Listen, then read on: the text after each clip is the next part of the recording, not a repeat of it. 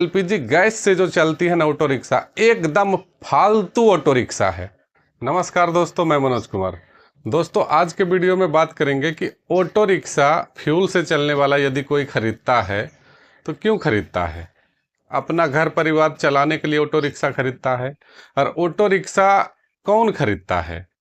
वही लोग खरीदता है जो कि कहीं पे प्रदेश पे जा करके, या फिर जिसे मतलब मजदूरी करते हैं जो किसी का, वो मतलब अपना खुद का कमाई का जरिया बनाना चाहते हैं, जिसके माध्यम से वो जो है अपना घर का भरण पोषण कर सके। इसीलिए वो ऑटो रिक्शा का एक रास्ता चुनते हैं। और ये बढ़िया भी है। ऑटो रिक्शा का रास्ता यदि आप प्यार से अच्छा से चलाएं तो ऑटो रिक्शा आपके घर परिवार चलाने के लिए बेस्ट साधन है। किसी का दबाव नहीं, कोई टेंशन नहीं।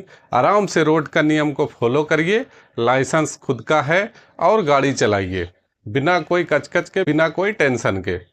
एकदम आराम से गाड़ी चलाइए और मस्त रहिए। लेकिन यहाँ पर गलती क्या हो जाती है, ड्राइवर से गलती क्या हो जाती है?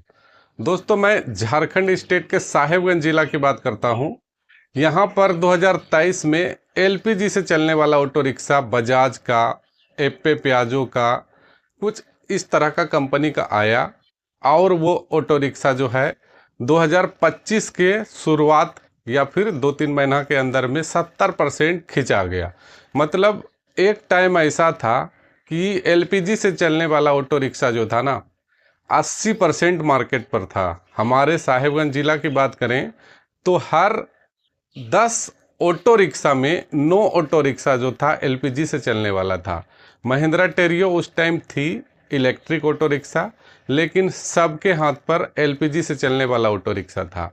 और अभी 2026 का मतलब 5वां महीना है, अभी का गैस का कंडीशन इतना बुरा है, गैस का स्थिति इतना खराब है कि 2025 के लास्ट तक में लगभग 80% एलपीजी ऑटो रिक्शा जो है लोग ने खिंचवा दिया।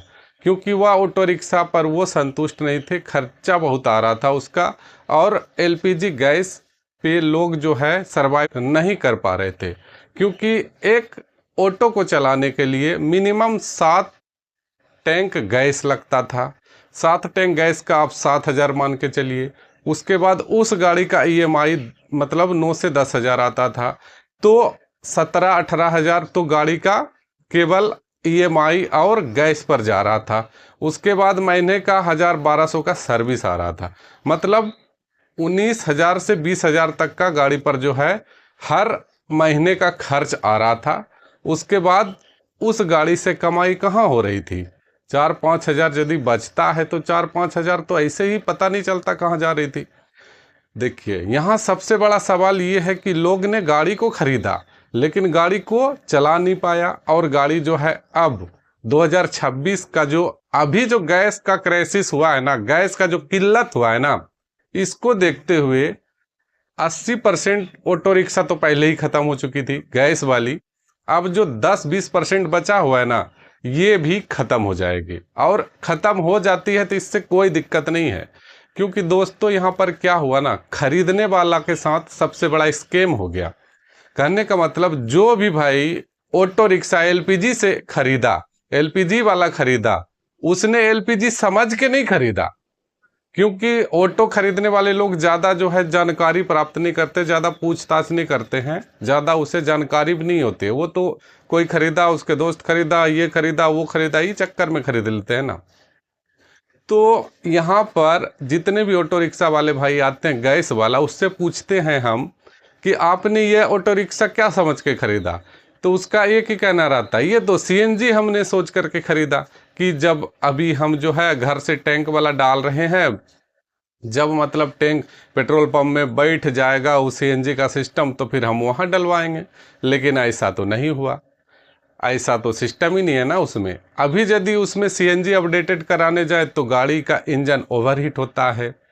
सीएनजी का टैंक डलवाने यार जो भी प्रोसीजर है उसको पूरा करने में 25-30 हज़ार का खर्चा हो जाता है, फिर भी गाड़ी सक्सेस नहीं हो रही है। तो कहने का मतलब एक्स्ट्रा खर्चा भी बढ़ रहा है।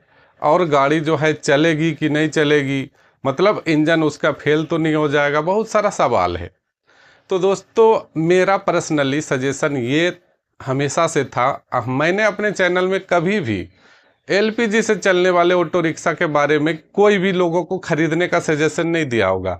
आपको यदि विश्वास नहीं है तो हमारे चैनल में विजिट करिए। मैंने एक भी ऐसा वीडियो नहीं बनाया जिस पे मैंने एलपीजी से चलने वाला ऑटो रिक्शा को खरीदने के लेकर के किसी को कहा हो। मैंने हमेशा सीएनजी, इलेक्ट्रिक और फ्यूल मतलब डीजल वगैरह से जो चलती है इन ऑटो रिक्शा के बारे में आपको जानकारी भी दी। कौन ऑटो रिक्शा कहाँ चलेगी, कौन कंडीशन पे आपको कौन सा ऑटो रिक्शा लेना चाहिए। इलेक्ट्रिक अभी का दौर है, इलेक्ट्रिक लीजिए। आपको फ्यूल से चलने वाला का ज़रूरत है तो मैंने सीएनजी और डीजल की ही बात करी, एलपीजी की बात मैंने कभी नहीं करी। तो यहाँ पर गलती सबसे बड़ा ये है कंपनी का या फिर आरटीओ विभाग का कि देखिए घरेलू गैस एलपीजी सिलेंडर होता है, उससे चलने के लिए जो ऑटो रिक्शा बनाया गया था ना, ये एकदम गलत है। ये बनाना ही नहीं था। आरटीओ विभाग को इस पर सोच समझ के फैसला लेना था, क्योंकि घरेलू गैस से आप भैया गाड़ी कैसे चलाएंगे। कोई भी कमर्शियल कनेक्शन करा करके ऑटो रिक्शा नहीं चलाता है। उसको आसानी से जैसे मिलता है वो चलाने का कोशिश करता है। इस तरह की गैस का किल्लत हो गई भैया। जिसका भी पास एलपीजी से चलने वाला ऑटो रिक्शा है उसका 2 लाख किस्त में गया, 50,000 डाउन पेमेंट गया। अब तो वो बीच में फंस गए ना गाड़ी खिंचवा सकते हैं ना गाड़ी रख सकते हैं। अब करे तो करे क्या, उसका तो नुकसान हो गया। तो इस तरह का दिक्कत क्यों हुआ? गलत डिसीजन, गलत निर्णय। खरीदने वाला भी अच्छा से जानकारी नहीं लिया कि हमने एलपीजी से ले रहे हैं या सीएनजी से ले रहे हैं, या फिर जानकारी का अभाव। तो दोस्तों कोई भी ऑटो रिक्शा आप खरीदते हैं ना तो अच्छा से जानकारी लीजिए कि वो चलेगी कैसे, उसका मेंटेनेंस कैसे होगा, उस पर कितना खर्चा होगा, क्या मतलब आपको वो कमा के देगी। टोटल कैलकुलेशन हो जाने के बाद आपको डिसीजन लेना चाहिए।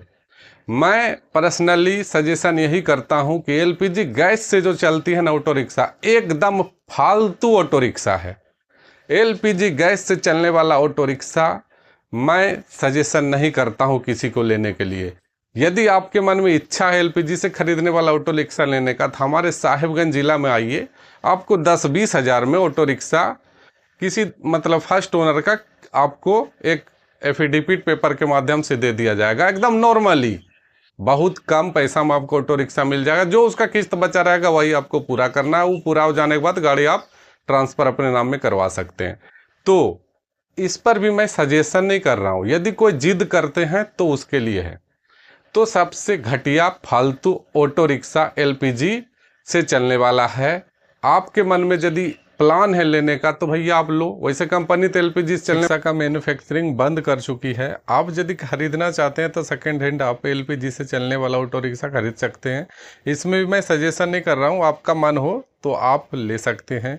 मैं इस वीडियो के माध्यम से आपको बस यही सजेशन देना चाह रहा था कि एलपीजी से चलने वाला ऑटो रिक्शा आप कभी मत खरीदिए, क्योंकि उसमें आपको पछतावा के अलावा कुछ नहीं मिलने वाला है। उम्मीद करता हूँ आपको सही जानकारी दे पाया हूँ। नमस्कार।